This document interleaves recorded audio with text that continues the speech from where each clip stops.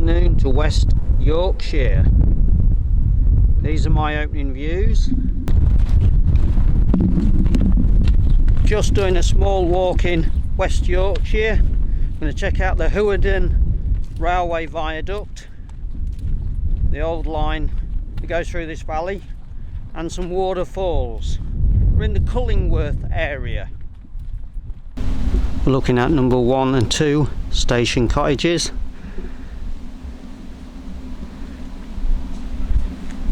So that's one of the stations, would have been.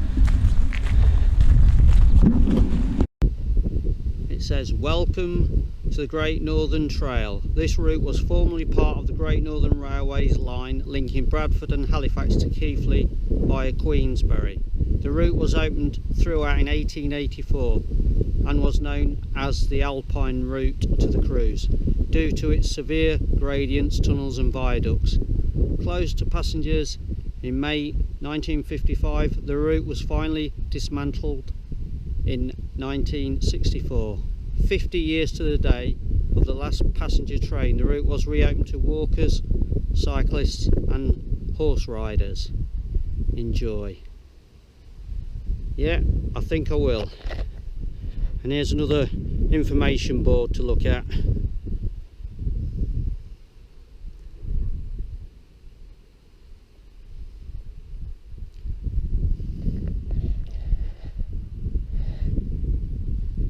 It says the station was built in 1886, 2 years after the opening of the line between Thornton and Keighley. Bit of drizzle coming down again, but that's not dampening our spirits.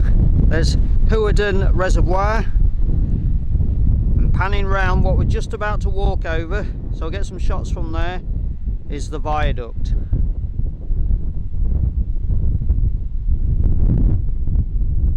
And on the way back, if we get the footpaths right, we'll walk underneath it.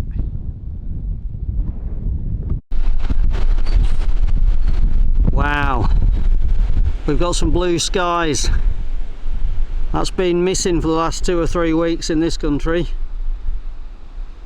Obviously taking the shot off this Hewenden viaduct. And there's their reservoir.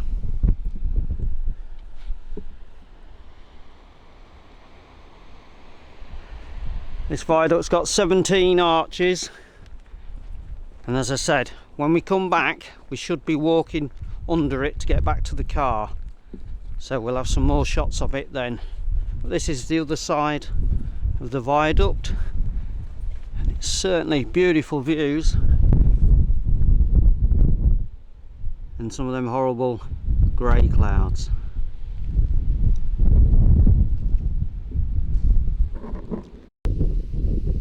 It says Halifax, Thornton and Keighley Railway, Hewenden Bridge number 48 in memory of Phil Jackson. Great Northern Railway, 1884. And here's a great photo of it being constructed.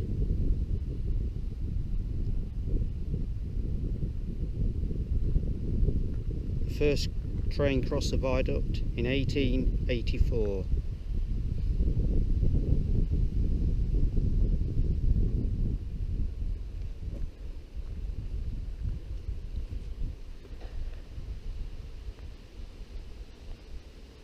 It's actually higher than Ribblehead Viaduct.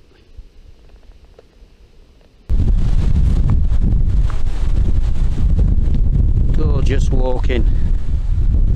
And I think the flowers are willow herb, if I remember right.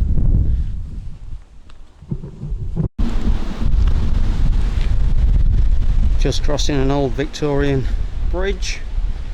We're heading to the village and try and find these waterfalls. And the line would have gone that way. And of course, that way. Some nice summer flowers down the side there was there. Nice pleasant walk over the viaduct. We've left the village behind. And this is what I'm going to call Goit Stock Wood. where hopefully I'll find some waterfalls.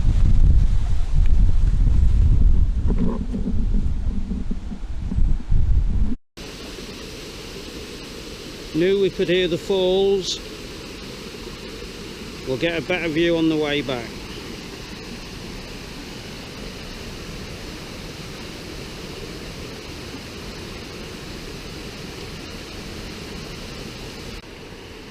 The ones we just looked at, they look like the main ones, but this one here is pretty spectacular as well.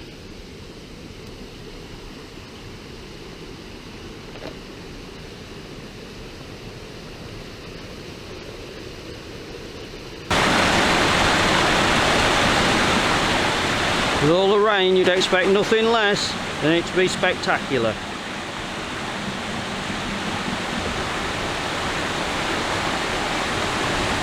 What a beautiful woodland walk we're having in West Yorkshire.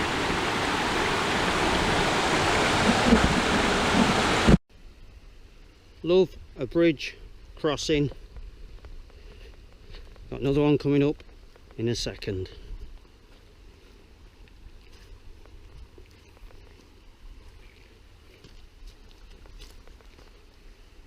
Got to be slipping and falling in there today.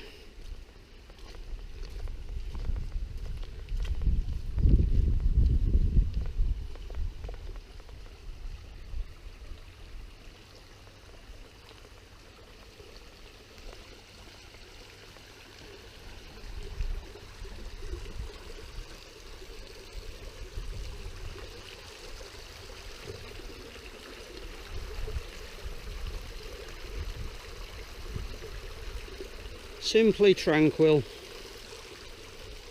We're following the Millennium Way, but we're just about to turn right and follow the river back, passing waterfalls again. But I've just seen this monument, so we'll see what that is in a minute. Just admiring these views of the countryside.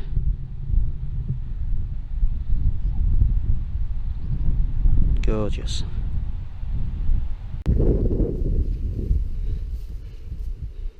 Must be some sort of old chimney.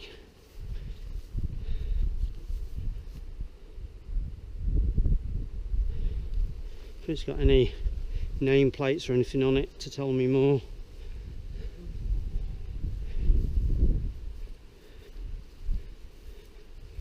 No.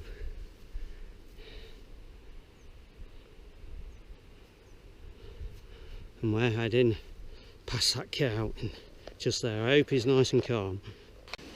Goit, Stock Valley and Hewenden Park, a brief history. What's that chimney up there? Yeah, I've just passed that. Steam power came early to the valley, and the cheaper but less reliable water power gave way to the steam engine, making Goit Stock Mill one of the first in the area to use this innovation. The square chimney can still be seen in the meadows, we've seen that. This was connected to the mill by a stone line flue, which also still visible in its day, probably made the air black as it drew fumes and smoke from the boilers below. Wow.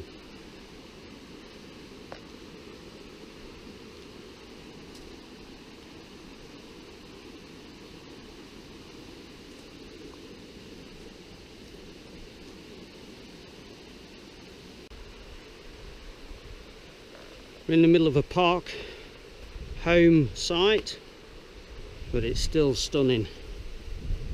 And that chimney was steam power in the end.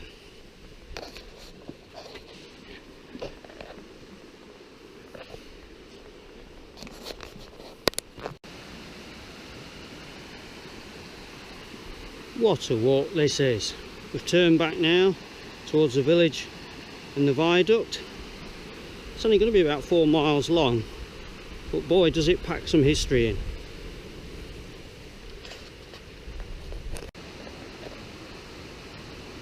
Haven't even got back to the main waterfalls yet.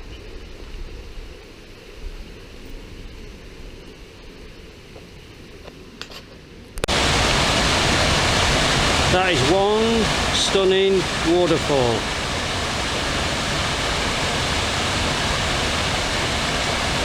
Let's get a bit closer.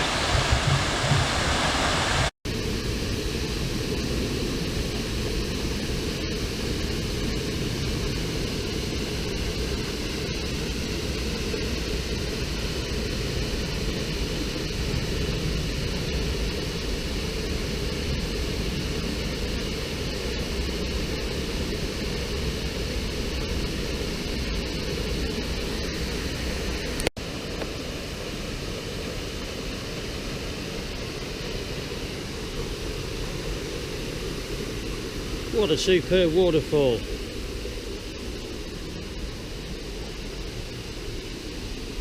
Always best to see them when there's been a load of heavy rain.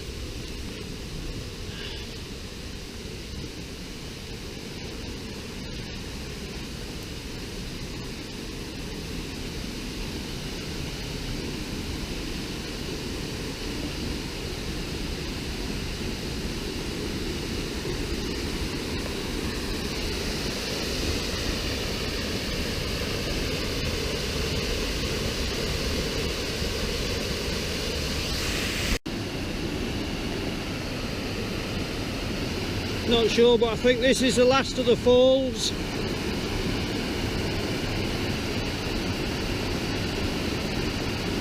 But how spectacular they've been.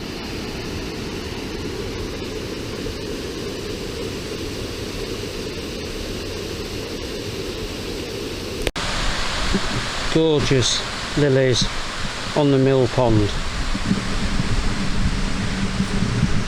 And that's exactly what we've met.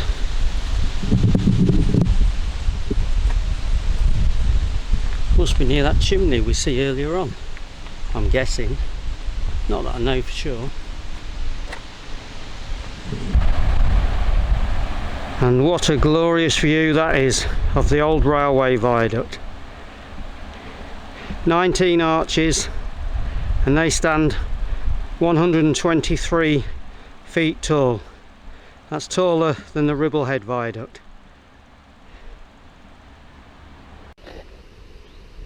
We're up close and personal to the arches. That is 123 feet to the top of that arch. Wow. No wonder the men that worked this railway line nicknamed it the Alpine Route. Incredible.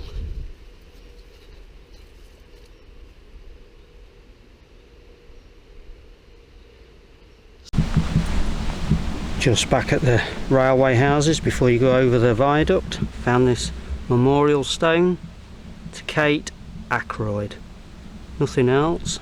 She must have loved this area, and I think with what I've shown on the video, why wouldn't you? Gorgeous.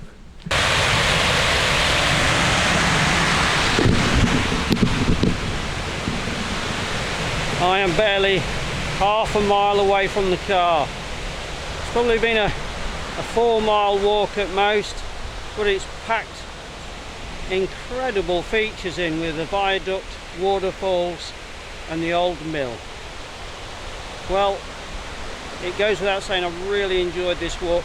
Hope you have too, and catch you next time. Bye for now.